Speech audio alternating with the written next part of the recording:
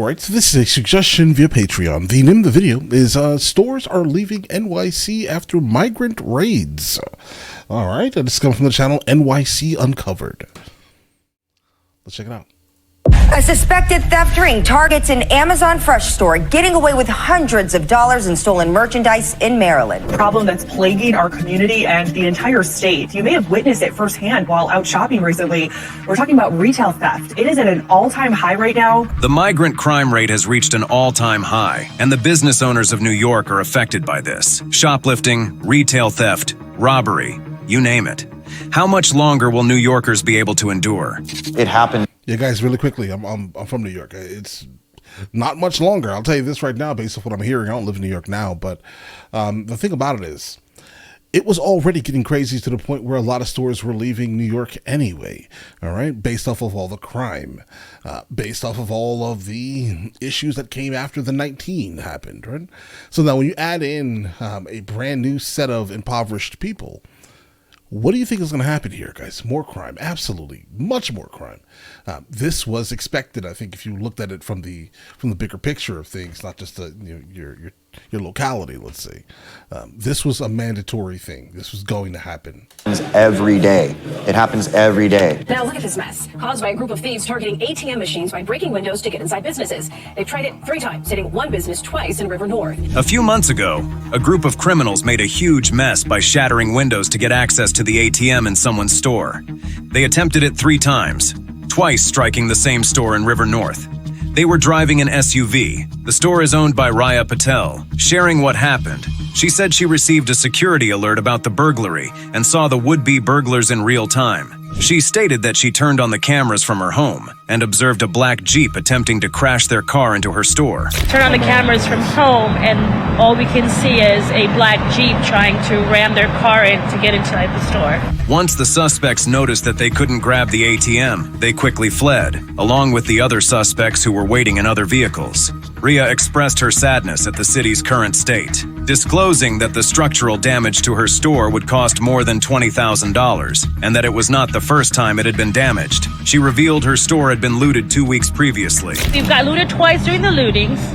We got robbed 2 weeks ago. Same thing, trying to break through the windows. We got that repaired, and then this morning, this is what happened. They still attempted to break. Yeah, and people are confused why a lot of these stores have no interest really in staying open. And it's not, again, it's not just New York. It's also Oakland, all right? It's also a lot of other places around the United States of America that are just completely being bombarded with these retail theft rings. Because how do we prevent it?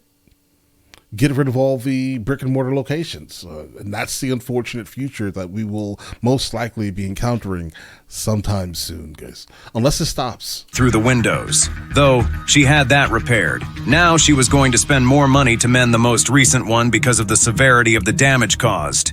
When asked about what she plans on doing next, she said she is unsure whether she will continue to do business in the city of Chicago because this happens every time. Oh, this is Chicago. Guys, don't conflate the cities now with footage, at least. All right, so now we're talking about Chicago.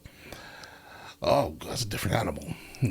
Okay. No remedy in sight. The police have offered helpful tips to safeguard business properties. First, ensure doors are locked tight and windows are secure. Promptly fix any broken windows, doors, or locks to prevent easy access for intruders. If there's video surveillance, make sure to save footage for detectives if needed. In case of a break-in, business owners should refrain from touching anything to preserve evidence and promptly contact the police. It's also wise to keep a record of motor vehicle details, as this could aid in investigations. If anything suspicious is observed, don't hesitate to dial 911 and provide detailed descriptions of individuals and vehicles involved. Despite these precautions, unfortunately, crime rates continue to rise. We begin with the 3rd break-in in less than a month at the same West Loop store. Even the concrete barriers installed to protect the business. These are not migrants. Listen, I understand migrants add an extra added level of, like, you know, some issues happening within the cities, but the majority of the videos you're showing me right now are just of the local people from the locality just committing absolute terribleness within their community. Couldn't stop the crash and grab thieves. SVRN occupies a storefront on the ground floor of the 6-year-old Aberdeen East luxury apartment building at 171N Aberdeen St, right off Randolph Street. The streetwear store proudly promotes its mission as bringing forth intersectionality within the industry through self-expression via fashion, art, and culture. The day, which ended like every other day, soon saw SVRN at the center of a robbery attack. The owners of the store lamented that the culprits had made off with thousands of dollars worth of merchandise. First of all, they caused thousands of dollars in damages and made away with $50,000 to $100,000 worth of merchandise, marking the store's third hit in less than a month. And they're doing this in the middle of the street, guys. The owners, who happen to be brothers, David and Robert Kim, stated that they had taken every possible measure to protect themselves, but it keeps happening. They have put up barriers, gates, and also went as far as hiding their inventory in their stockroom. What more can they do? I don't know how many more of these we could do until, we just have to call it quits in the city. Yeah, that seems to be the move anyway. Specifically in a lot of these states where, the local government says, oh, it's fine, $2,000 or less, don't worry, we'll let you out, right? In a lot of places like that, expect these stores to close. Like, I'm telling you, I wouldn't even let this happen twice and I'm gone. Right. And it sounds like these last two incidents here have happened more than that. We've done everything we could with putting barriers up and gates and hiding our inventory in our stockroom, and they're still relentless enough and no one's doing anything. From the surveillance video released, it showed that the incident happened in the dead of night, around 3 a.m. From the way the culprits carried out the attack, it was clear that they had been monitoring the shop as they came well prepared. They used not one, not even two SUVs, and a chain to pull the concrete barrier that was sitting pretty as the store's protection setup onto the street. With carefulness, they maneuvered a vehicle onto the sidewalk, crashing through the store's front and its security fencing. Even after reporting the incident, the Chicago police had no new information to offer the worried business owners, leaving them uncertain about what steps to take next. Rob Carr, president of the Illinois Retail Merchants Association, expressed frustration, noting that retailers are losing faith in reporting crimes due to perceived inaction from authorities. Right. It's not just perceived inaction, it is literal inaction. However, emphasized the importance of reporting these incidents and stressed that current security measures often fail to stop determined thieves. Despite efforts like installing bollards, which only partially stop thieves, many retailers continue to suffer repeated break-ins. Carr stressed the need for robust prosecution and a clear message from law enforcement that such crimes will be dealt with decisively. Efforts to seek help from authorities like the Cook County State's Attorney's Office, the Chief Judge's Office, and the city's Department of Business Affairs and Consumer Protection have yielded limited results. While the Cook County State's Attorney's Office acknowledged community concerns regarding crime, their statement focused on their commitment to prosecuting criminal cases, rather than addressing specific issues raised by retailers. There has to be prosecution, and there has to be a consistent, effective message that it will be dealt with forcefully in this jurisdiction. And so far, that message is absent at every level. And absolutely, they can't. Like, think of the issues that Chicago has had for such a long period of time, guys. Where are the places that have been pushing bail reform? Like, we understand the concept, sometimes the bail is just ridiculous for the level of issue that you've kind of created for yourself. Literally, accountability is key here. But you still need to put these people in jail. I'm sorry, bro. Like, if you're out here taking things from people, it's not yours. Is it food?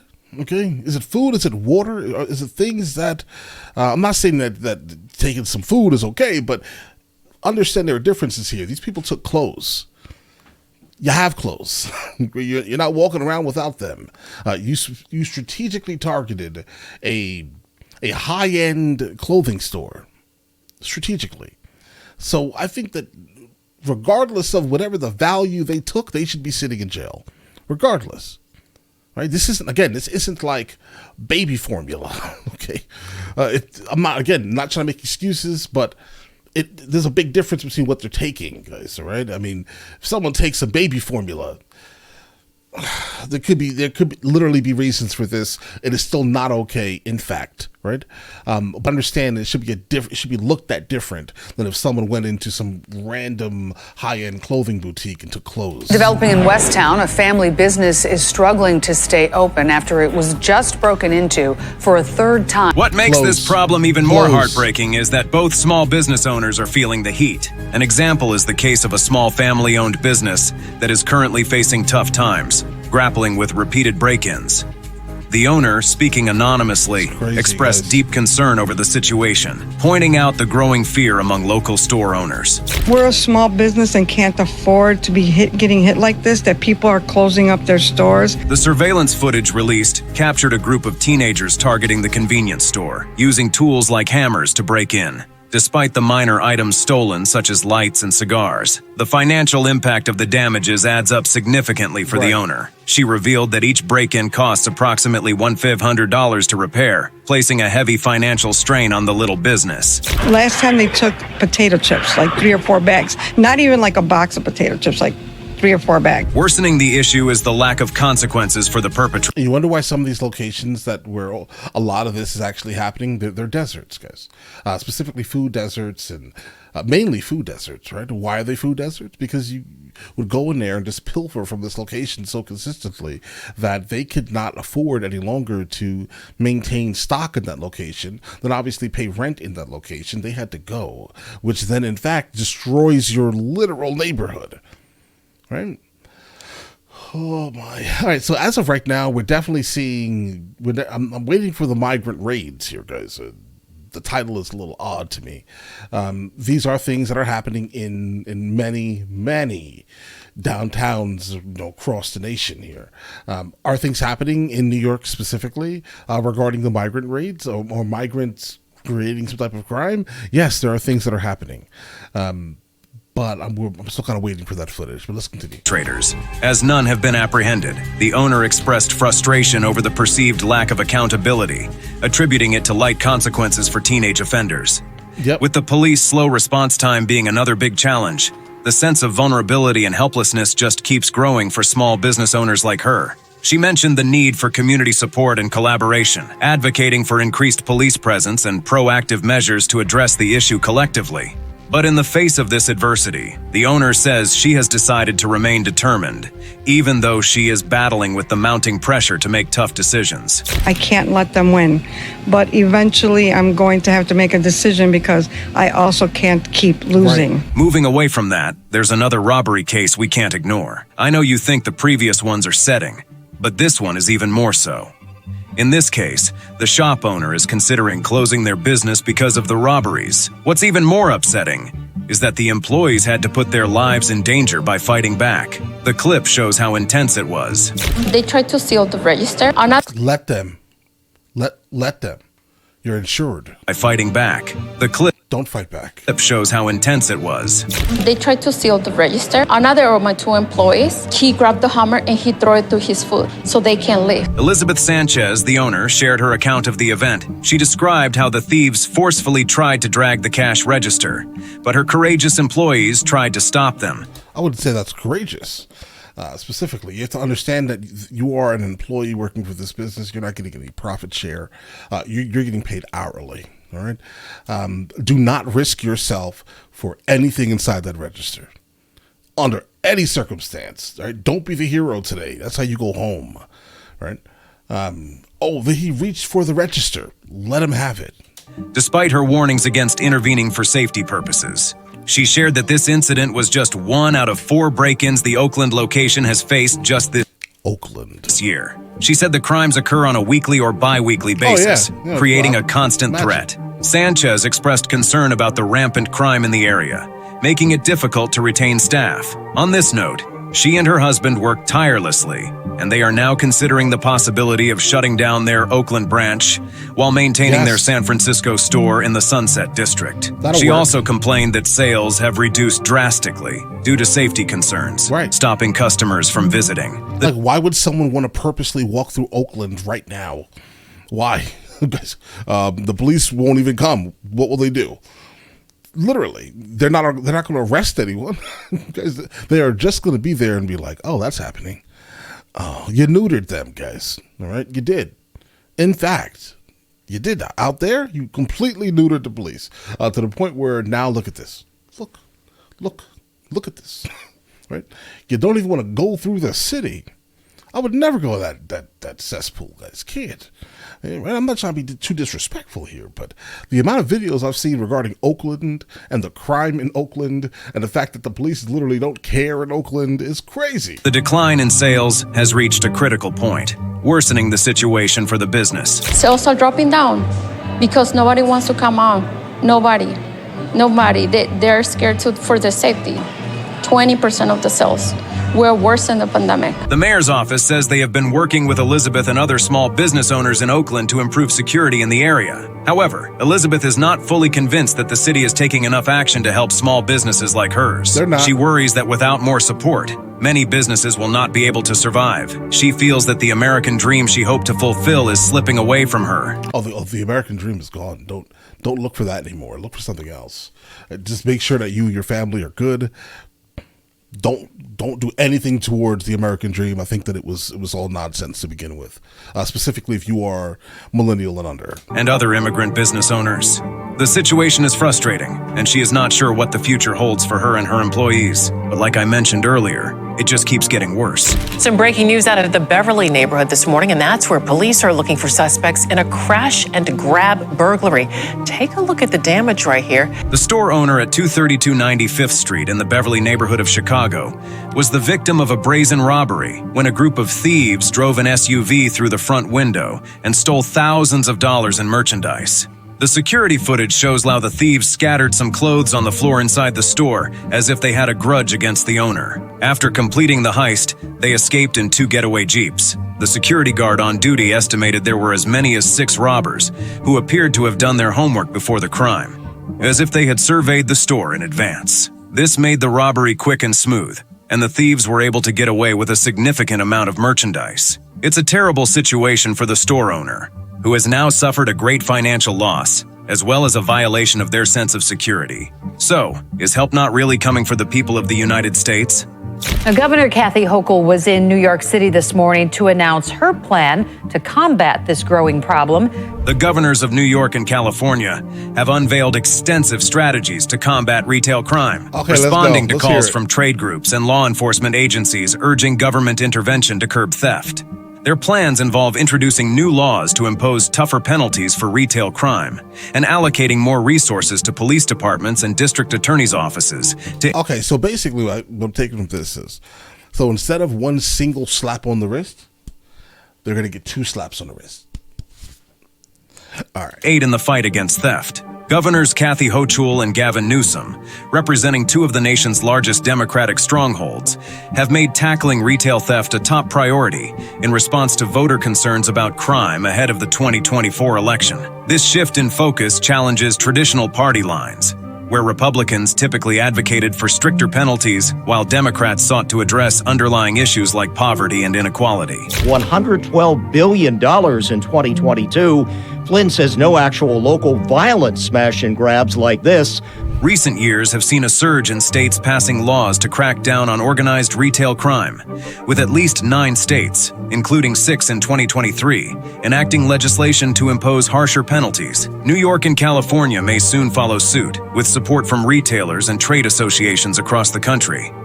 The extent of the increase in theft nationwide is difficult to determine, as it often goes unreported and unnoticed. Moreover, the effectiveness of proposed legislation remains uncertain. Experts caution that simply increasing penalties may not necessarily reduce theft and could badly affect vulnerable communities, similar to previous approaches to addressing drug-related crimes. That's fair, because that was actually crazy in the 80s. Governor Hochul outlined plans in her State of the State address to introduce bills targeting online marketplaces and third-party sellers involved in selling stolen goods. Additionally, she intends to work with the legislature to enhance penalties for those who assault retail workers and establish specialized task forces to combat organized theft and smash and grab robberies. Oh, wow, guys. The only way, and I mean the only way you can fix this or even make an attempt to slow it down is to take everything out of like brick and mortar locations. I understand that does not sound good. That just means that Amazon is going to get a lot richer tomorrow. All right. But bro, the only way to stop the madness is that. What is left for them to target for the most part? I guess the people, right? The people will start getting targeted. Houses, because they can't stop being terrible humans, right? Breaking the social contract consistently. It's what they do, guys. Right? I definitely thought that we were going to get into some of the, based on the title at least, I thought we were going to get into like some of the issues that are actually going on with migrants, right? One of them probably being the most recent one, the squatting issue. There are a couple of migrants that are literally on like TikTok, and they're like, hey, guess what kind of stupid law the United States of America has in certain states. You can just walk into someone's house and live there if they're not there. Then you can lie and say that they gave you a contract. And now what's funny is after all these many years of Americans basically complaining about the concept of squatters, now that the migrants are doing it, guess what? It seems like these states are running very fast to at least have the ability to stop the squatting issues, mainly in New York, because it is crazy. 30 days, guys. Right, it's 30 days so you can basically start overtaking someone's house. That's wild. That's wild in New York, guys. But all right, there are some issues. Again, there are some issues. But I thought we were going to get into those this video. So maybe another video. Maybe send me another one that's actually about the topic that the title says, guys. That'll be great. All right, absolutely. But all right, listen, you guys all have an absolutely amazing day. Enjoy your day thoroughly. Guys, before we go, are you guys subscribed to the other channels? Logical Movie Reviews with Mr. L. Boyd along with Mr. L. Boyd Music. Both are found in the description. Check it out.